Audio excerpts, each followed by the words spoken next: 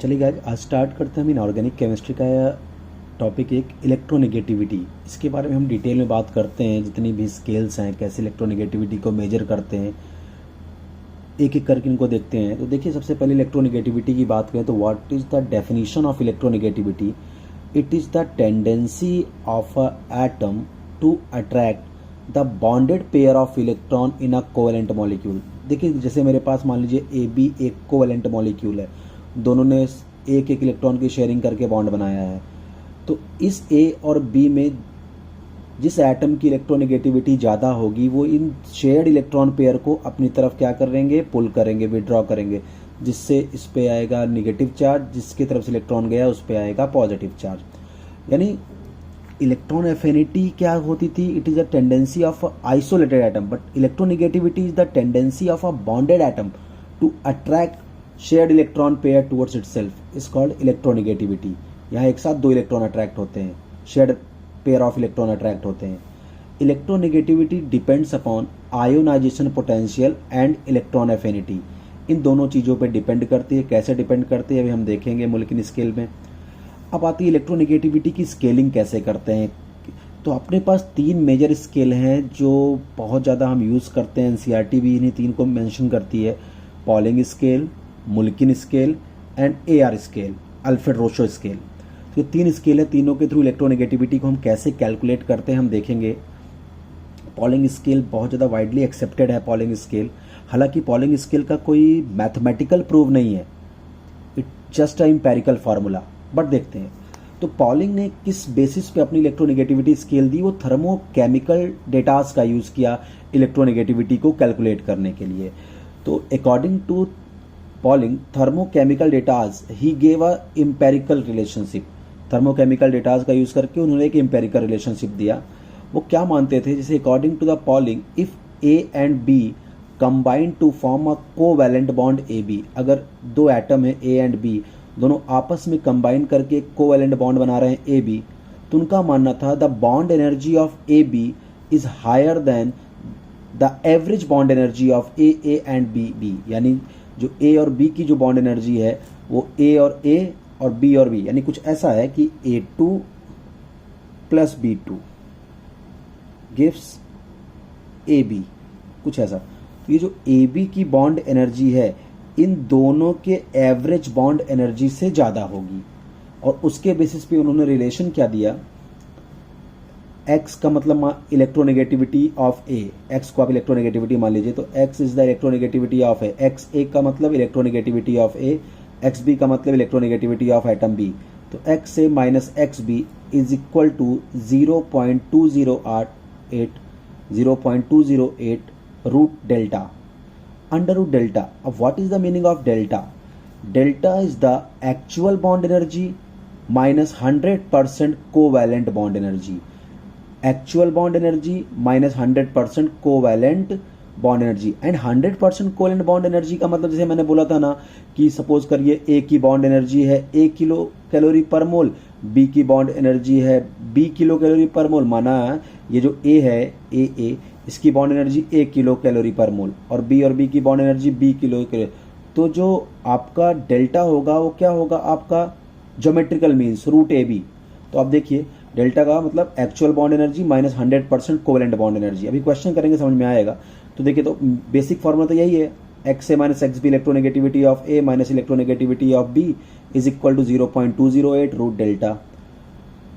100% covalent bond energy का मतलब क्या होता है? मैंने पहले बताया 100% कोवैलेंट बॉन्ड एनर्जी का मतलब ज्योमेट्रिकल मीन्स ये एनर्जी और इस एनर्जी का, ये बॉन्ड एनर्जी और इस बॉन्ड एनर्जी का geometrical means 100% covalent bond energy का मतलब, यानी 100% कोवैलेंट बॉन्ड एनर्जी का मतलब under root bond energy of A into bond energy of B। Geometrical means ऐसे ही तो निकालते हैं कि अगर A की बॉन्ड एनर्जी A, B की B है तो इसका ज्योमेट्रिकल मीन्स क्या होगा? Root AB। तो 100% कोवैलेंट बॉन्ड एनर्जी का मतलब होता है ज्योमेट्रिकल मीन्स, यानी A और B की बॉन्ड एनर्जी, तो under root A bond energy of A into bond energy of B। तो इस फॉर्मूले को अगर और ज़्यादा एक्सप्लोर करें तो देखिए, electronegativity of A minus electronegativity of B equal to 0.208। अब रूट डेल्टा लिखना है। इसके लिए रूट डेल्टा क्या है आपके पास? Actual bond energy. तो एक्चुअल बॉन्ड एनर्जी क्या है अपने पास? A इंटू बी, ये एक्चुअल बॉन्ड एनर्जी अपनी ए बी की, bond energy of A B minus bond energy of A into bond energy of B B, इसको 1/2 लिख सकता हूँ, रूट का मतलब 1/2 लिख सकता हूँ, इसको अंडर रूट को हटा के यहाँ पे मैं 1/2 लिख सकता हूँ। तो डेल्टा का, पूरे डेल्टा का मतलब क्या है, डेल्टा का मतलब ये पूरा एक्चुअल बॉन्ड और इसका पूरे का root actual bond energy of A B and minus क्या है 100% कोवेलेंट बॉन्ड एनर्जी, इसका अंदर geometrical means bond energy of A into bond energy of B और पूरे का रूट। यहाँ जो बॉन्ड एनर्जी ली जाती है वो किलो कैलोरी में ली जाती है। क्वेश्चन करेंगे अभी हम थोड़ी देर बाद, इसमें देखिए। चलिए अब दूसरा आता है मुल्किन स्केल। अब ये मुल्किन स्केल क्या है? मुल्किन स्केल क्या है कि इन्होंने माना कि जो इलेक्ट्रोनेगेटिविटी होती है, according to him electronegativity is the average of ionisation energy and electron affinity. Electronegativity जो होती है according to Mulliken scale ionisation potential और इलेक्ट्रॉन एफिनिटी का एवरेज होती है, और यहाँ आयोनाइजेशन पोटेंशियल और इलेक्ट्रॉन एफिनिटी को हम इलेक्ट्रॉन वोल्ट में लेते हैं। तो ये तो हो गया मुल्किन स्केल का फॉर्मूला इलेक्ट्रोनेगेटिविटी का। और जो मुल्किन स्केल होता है वो 2.8 टाइम्स हायर होता है देन पॉलिंग स्केल। तो दोनों में आपस में रिलेशन क्या हो जाएगा? मुल्किन स्केल 2.8 टाइम्स ज्यादा होता है पॉलिंग से, तो पॉलिंग स्केल की electronegativity is equal to Mulliken scale upon 2.8, क्योंकि अगर मैं 2.8 से मल्टीप्लाई कर दूंगा तो इसका मतलब एक्स एम क्या आएगा 2.8 into x P polling scale. तो मुल्किन स्केल में जो इलेक्ट्रोनेगेटिविटी होती है वो 2.8 टाइम्स ज़्यादा होती है पॉलिंग स्केल से। तो दोनों में आपस में रिलेशन क्या होगा? Electronegativity in Pauling scale equal to electronegativity Mulliken scale divide by 2.8। और आपको पता है मुल्किन स्केल में इलेक्ट्रोनेगेटिविटी एक्सएम की वैल्यू क्या रख सकता हूँ? I P plus E A upon 2, तो यहाँ रख दिया I P plus E A upon 2 into 2.8, दोनों को मल्टीप्लाई किया 5.6। तो ये रिलेशन आप चाहे बिल्कुल ध्यान रखें कि Pauling scale is equal to X M upon 2.8, या इसको ध्यान रखें Pauling scale is equal to I P plus E A ionisation potential plus electron affinity divide by 5.6। तीसरी जो स्केल है इलेक्ट्रोनेगेटिविटी को मेजर करने को है AR scale, Allred Rochow scale.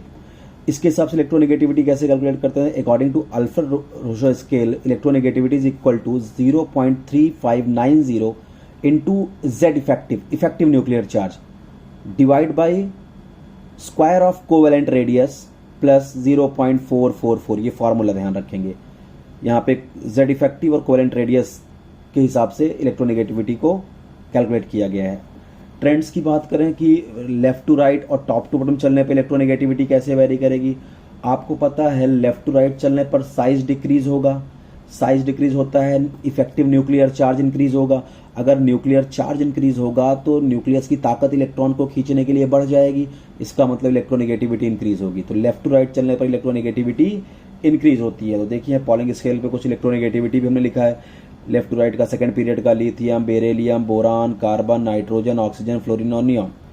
Lithium की पॉलिंग स्केल पर इलेक्ट्रोनेगेटिविटी 1, बेरिलियम की 1.5, बोरान की 2, कार्बन की 2.5, नाइट्रोजन की 3, ऑक्सीजन की 3.5, फ्लोरीन की 4, नियॉन की 0। ग्रुप की बात करें टॉप टू बॉटम चलने पर साइज बढ़ेगा, साइज बढ़ेगा तो आयोनाइजेशन एनर्जी कम हो जाएगी, भाई इलेक्ट्रॉन निकालना आसान हो जाएगा। और अगर आयोनाइजेशन एनर्जी कम हो गई इलेक्ट्रॉन एफिनिटी भी कम हो जाएगी। और अगर आपको पता है इलेक्ट्रोनेगेटिविटी काफी हद तक इस पर डिपेंड करती है, ionisation energy and electron affinity according to Pauling scale. तो अगर टॉप टू बॉटम चलने पर साइज बढ़ रहा है, आयोनाइजेशन एनर्जी कम हो रही है, इलेक्ट्रॉन एफिनिटी कम हो रही है, तो इलेक्ट्रोनेगेटिविटी भी डिक्रीज होगी।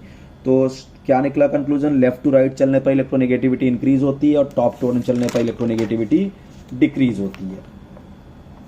जैसे देखिए अगर हम ग्रुप 1, ग्रुप 2, ग्रुप 13, 14, 15, 16, 17 की बात करें तो ग्रुप 1 में लिथियम टू सीजियम, मैं लास्ट फ्रांसियम नहीं ले रहा हूँ, वो रेडियो एक्टिव होता है। Group 2 alkaline earth metal, beryllium to barium. Group 13 boron family, boron to indium. Group 40 carbon family, carbon to tin. 15 nitrogen to antimony, oxygen to tellurium, fluorine to iodine. देखिए lithium से जब हम नीचे चलते हैं caesium तो इलेक्ट्रोनेगेटिविटी घटनी चाहिए। देखिए 1 to 0.7 डिक्रीज हुई। बेरिलियम टू बेरियम जब टॉप टू बॉटम चलते हैं 1.5 से 1 डिक्रीज हुई। बोरान टू इंडियम 2.0 से 1.7 डिक्रीज हुई। टॉप टू बॉटम चलने पर डिक्रीज ही होती है। तो carbon to carbon, silicon, germanium, tin 2.5 से 1.8 डिक्रीज हुई। Nitrogen to antimony 3.0 to 1.9। Oxygen से टेल्यूरियम 3.5 to 2.1, मतलब लगातार डिक्रीज हो रही है, मैं आपको दिखा रहा हूं। अब बात करते हैं फैक्टर अफेक्टिंग इलेक्ट्रोनेगेटिविटी। इलेक्ट्रोनेगेटिविटी किन किन फैक्टर पर डिपेंड करता है। पहला क्या है, एटॉमिक रेडियस। आपको पता है कि जो इलेक्ट्रोनेगेटिविटी होगा इनवर्सली प्रोपोर्शनल टू साइज होगा। भाई साइज बढ़ेगा तो इलेक्ट्रोनेगेटिविटी कम होगी। आप यहाँ भी देखिए ना, ग्रुप 1 लिथियम टू सीजियम, हम टॉप टू बॉटम ही तो चल रहे हैं। साइज बढ़ रहा है तो इलेक्ट्रोनेगेटिविटी घट रही है। इसका मतलब साइज के इनवर्सली प्रोपोर्शनल होगा। इफेक्टिव न्यूक्लियर चार्ज, भाई न्यूक्लियर चार्ज ज्यादा तो न्यूक्लियस का पुल इलेक्ट्रॉन के लिए ज्यादा होगा। न्यूक्लियस बहुत तेजी से इलेक्ट्रॉन को अट्रैक्ट करेगा, इसलिए अगर इफेक्टिव न्यूक्लियर चार्ज ज्यादा तो इलेक्ट्रोनेगेटिविटी ज्यादा। Hybridisation, electronegativity directly proportional to percentage S character. जैसे फॉर एग्जांपल मेरे पास नॉर्मली कार्बन की आपने को पता है इलेक्ट्रोनेगेटिविटी होती है 2.5। नॉर्मली जो अनहाइब्रिडाइज्ड कार्बन है उसकी इलेक्ट्रोनेगेटिविटी 2.5, लेकिन अपने को पता जैसे जैसे एस कैरेक्टर इंक्रीज होता है वैसे वैसे इलेक्ट्रोनेगेटिविटी इंक्रीज होती है। जैसे sp3 कार्बन मान लीजिए, sp2 कार्बन मान लीजिए, sp कार्बन। sp3 में s कैरेक्टर 25%, sp2 में 33.33%, sp में 50%। तो इलेक्ट्रोनेगेटिविटी देखिए, sp3 हाइब्रिड कार्बन की electronegativity 2.48, sp2 hybrid 2.75, sp hybrid 3.25, जबकि अनहाइब्रिड कार्बन की इलेक्ट्रोनेगेटिविटी 2.5 थी पॉलिंग स्केल पे। तो जैसे जैसे s कैरेक्टर इंक्रीज होता है वैसे वैसे इलेक्ट्रोनेगेटिविटी इंक्रीज होती है। एप्लीकेशन ऑफ इलेक्ट्रोनेगेटिविटी, एप्लीकेशन क्या क्या है इसका बेटा। पहला है नेचर ऑफ बॉन्ड, बॉन्ड हमारा आयनिक है कि कोवेलेंट है कि कोऑर्डिनेट है, उसको डिसाइड करने में। अगर दो एटम की इलेक्ट्रोनेगेटिविटी का डिफरेंस 1.9 से ज्यादा है तो वो बॉन्ड आयनिक होगा। अगर दो एटम की इलेक्ट्रोनेगेटिविटी का डिफरेंस 1.9 से कम है तो वो कोवेलेंट होगा, और अगर 1.9 है तो 50% आयनिक और 50% कोवेलेंट होगा। कहीं की कुछ बुक्स में यहाँ 1.7 भी लिखा जाता है, तो परेशान मत होइएगा। नेक्स्ट देखिए, स्ट्रेंथ ऑफ बॉन्ड। इलेक्ट्रोनेगेटिविटी से हम कैसे पता करते हैं कौन सा बॉन्ड स्ट्रांग है कौन सा बॉन्ड वीक है।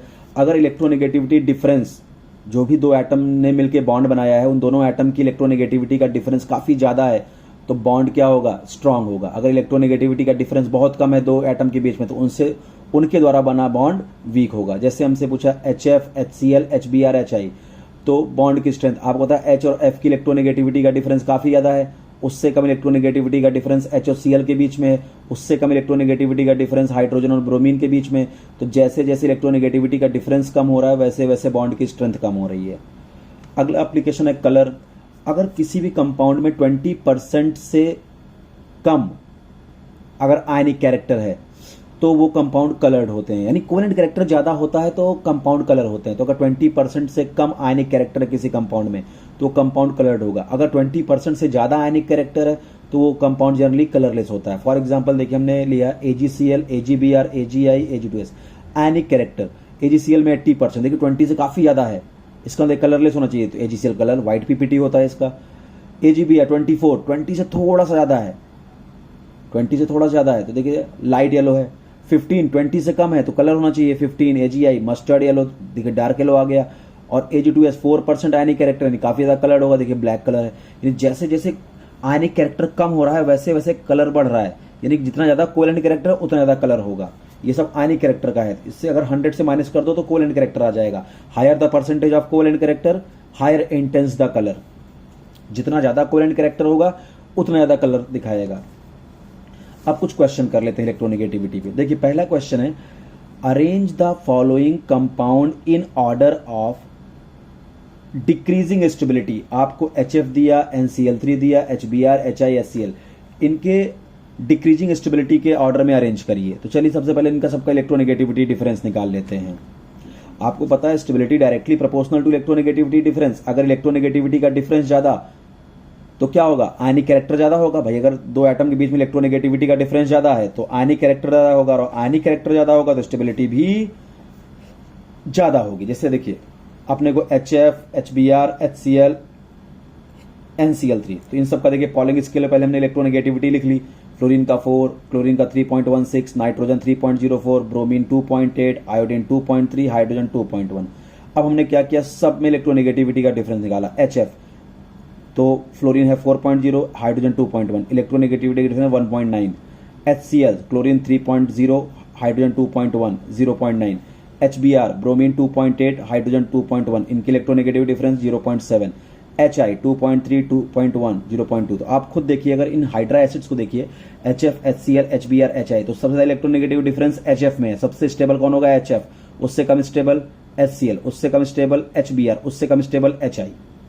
इलेक्ट्रोनेगेटिविटी का डिफरेंस है। बट एक कंपाउंड और दिया है NCl3, और आप देख लो नाइट्रोजन और क्लोरीन की इलेक्ट्रोनेगेटिविटी में बहुत ज्यादा डिफरेंस नहीं है। ये 3.04, ये 3.16, ऑलमोस्ट इलेक्ट्रोनेगेटिविटी में डिफरेंस जीरो है। इलेक्ट्रोनेगेटिविटी में डिफरेंस जीरो है। तो सबसे कम स्टेबल तो यही होगा, क्योंकि यहाँ इलेक्ट्रोनेगेटिविटी डिफरेंस जीरो है। तो सबसे स्टेबल कौन हो गया? जहां इलेक्ट्रोनेगेटिविटी का डिफरेंस हाईएस्ट है, HF, फिर HCl, फिर HBr, फिर HI, सबसे लास्ट में गया NCl3। बट डोंट कंफ्यूज कि NCl3 में इलेक्ट्रोनेगेटिविटी का डिफरेंस जीरो है, इसलिए ये नॉन पोलर है। ये मॉलिक्यूल पोलर होता है क्योंकि यहाँ लोन पेयर है। आप देखो जो डाइपोल्स बनते हैं, लोन पेयर का भी तो अपना खुद का डाइपोल होता है ना, इसलिए इसको आप नॉन पोलर मत मानिएगा। जितना ज्यादा इलेक्ट्रोनेगेटिविटी का डिफरेंस उतना स्टेबल मॉलिक्यूल। आइए अब कुछ न्यूमेरिकल कर लेते हैं स्केल पे। Calculate the electronegativity of chlorine given that. आपको क्लोरीन की इलेक्ट्रोनेगेटिविटी कैलकुलेट करना है। क्या क्या दिया है आपको? क्लोरीन की बॉन्ड एनर्जी दी है 58 किलो कैलोरी पर मोल, अपने को किलो कैलोरी में चाहिए ही। Bond energy of ClF bond की दिया है, बॉन्ड एनर्जी ऑफ फ्लोरीन दिया है, इलेक्ट्रोनेगेटिविटी ऑफ फ्लोरीन दिया है। अब देखो बॉन्ड एनर्जी दिया है, तुरंत याद कर लो, यानी क्वेश्चन है पॉलिंग स्केल का। क्वेश्चन किसका है? पॉलिंग स्केल का। अगर आयोनाइजेशन पोटेंशियल और इलेक्ट्रॉन एफिनिटी दिया होता तो मुल्किन स्केल का क्वेश्चन होता, और अगर कोवेलेंट रेडियस और जेड इफेक्टिव दिया होता तो AR स्केल का क्वेश्चन होता। यानी ये पॉलिंग स्केल का क्वेश्चन है। फॉर्मूला क्या है? Electronegativity of A minus electronegativity of B is equal to 0.208 root delta. सबसे पहले रूट डेल्टा ही निकाल लेते हैं। तो रूट डेल्टा जब निकालेंगे तो क्या होगा? Delta equal to bond energy of AB minus under root geometrical means bond energy of AA into bond energy of BB। तो AB का हो गया 61 माइनस ये रखा हमने AB, देखिए ClF 61 minus bond energy of AA, तो आप देखिए 58, BB फ्लोरीन 38। इनको सबको सॉल्व किया तो डेल्टा की वैल्यू हमने निकाल लिया 14 किलो कैलोरी पर मोल। डेल्टा आ गया 14 किलो कैलोरी पर मोल। अब रख दीजिए इलेक्ट्रोनेगेटिविटी क्लोरीन की चाहिए, तो इलेक्ट्रोनेगेटिविटी ऑफ फ्लोरीन देखो दिया है 4 minus electronegativity of chlorine is equal to 0.208 root delta. Electronegativity of fluorine minus electronegativity of chlorine is equal to 0.208 into root 14। हमने निकाला ना डेल्टा की वैल्यू रूट 14। तो electronegativity of fluorine minus electronegativity of chlorine equal to, इसको solve कर लिया आया 0.78। Fluorine की इलेक्ट्रोनेगेटिविटी क्वेश्चन में दिया है 4, तो हमने जहां फ्लोरीन की इलेक्ट्रोनेगेटिविटी है उसको 4 रख दिया। तो क्लोरीन की इलेक्ट्रोनेगेटिविटी क्या हो जाएगी? 4 माइनस 0.78 3.22। ये आंसर आ गया। चलिए अगला क्वेश्चन देखिए। Ionisation potential and electron affinity of fluorine are 17.42 and 3.45 electron volt. यानी फ्लोरीन की आयोनाइजेशन एनर्जी और इलेक्ट्रॉन एफिनिटी दिया है इलेक्ट्रॉन वोल्ट में। Calculate electronegativity of fluorine on Mulliken scale and Pauling scale, दोनों पे कैलकुलेट की है। तो देखो सबसे पहले अपने को पता है इलेक्ट्रॉन एफिनिटी और आयोनाइजेशन पोटेंशियल दिया है, तो पहले मुल्किन स्केल पे निकाल लें। और मुल्किन और पॉलिंग में हमने रिलेशन पढ़ाया है, तो वहां से हम पॉलिंग का भी निकाल लेंगे। तो मुल्किन स्केल के अबाउट क्या होता है? Electronegativity ionisation potential plus electron affinity by 2, average होता है दोनों का। देखो आयोनाइजेशन पोटेंशियल की वैल्यू दिया है 17.42 रख दिया, इलेक्ट्रॉन एफिनिटी दिया है 3.45 रख दिया, बाई 2 आ गया 10.43। तो मुल्किन स्केल के लिए इलेक्ट्रोनेगेटिविटी कितनी आ गई? 10.43। अब पॉलिंग पे निकालना है। अपने को पता है पॉलिंग स्केल के लिए electronegativity is equal to Mulliken upon 2.8, ये मैंने रिलेशन दिखाया था आपको। तो XP इक्वल टू XM कितना निकाला? 10.43 divide by 2.8 3.72 is the answer Pauling scale पे इलेक्ट्रोनेगेटिविटी। नेक्स्ट देखिए question. Calculate electronegativity of carbon at Pauling scale given that bond energy of hydrogen दिया है, बॉन्ड एनर्जी ऑफ CH, इसको AB मानेंगे, CH, bond energy of CC और electronegativity of hydrogen दिया है। Carbon की इलेक्ट्रोनेगेटिविटी पूछा है, तो electronegativity of carbon minus electronegativity of hydrogen is equal to 0.208 root delta. चाहे पहले आप रूट डेल्टा निकाल लीजिए, डेल्टा आप अलग से निकाल लीजिए, या फिर डायरेक्ट क्वेश्चन कर लेते हैं यहाँ पे। तो XC minus XH equal to 0.208 root bond energy of AB, यानी AB है CH, AB 98.8 minus under root bond energy of AA 83.1 into BB 104। इसको पूरा हमने सॉल्व किया तो आया रूट 58। इसको पूरा सॉल्व किया हमने तो आया रूट 58, आप सॉल्व कर लीजिएगा। फिर इसको पूरा सॉल्व करने के बाद आ गया XC minus XH equal to 0.5। अब आपको पता है XH आपको दे दिया, इलेक्ट्रोनेगेटिविटी ऑफ हाइड्रोजन दे रखा है 2.1, तो जहां XH है वहां 2.1 रख दीजिए और XC निकाल लीजिए।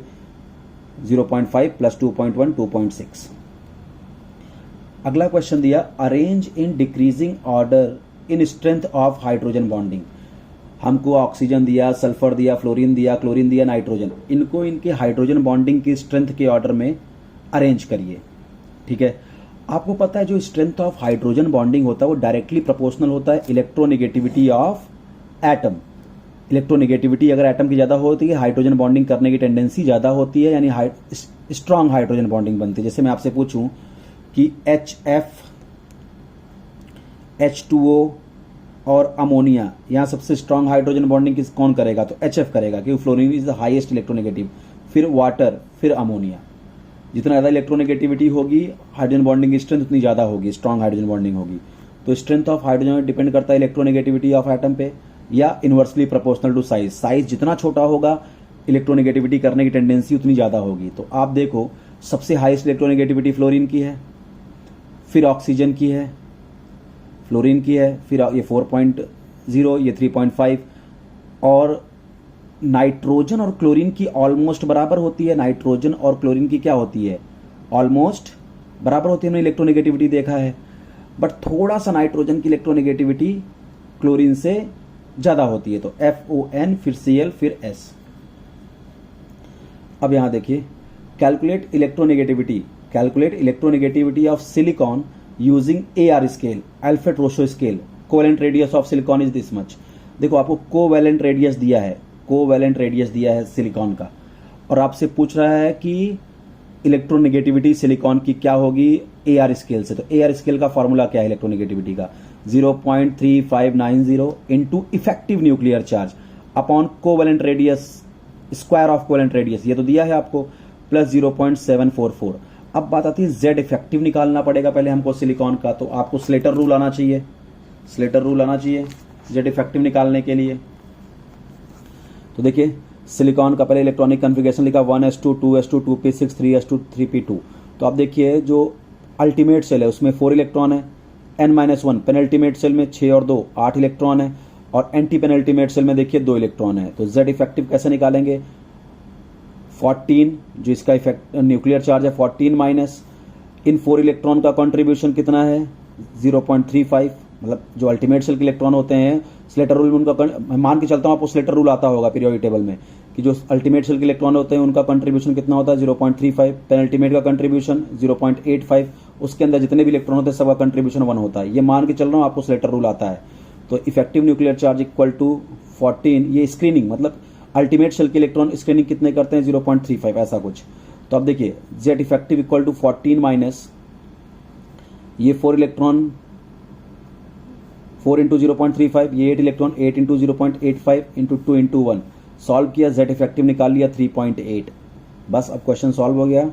Effective nuclear charge electronegativity in AR scale 0.3590 into Z effective कितना निकाला हमने 3.8, कोवेलेंट रेडियस दिया था 1.175, उसका स्क्वायर कर लिया प्लस 0.744, सॉल्व किया 1.73। तो this is all about electronegativity.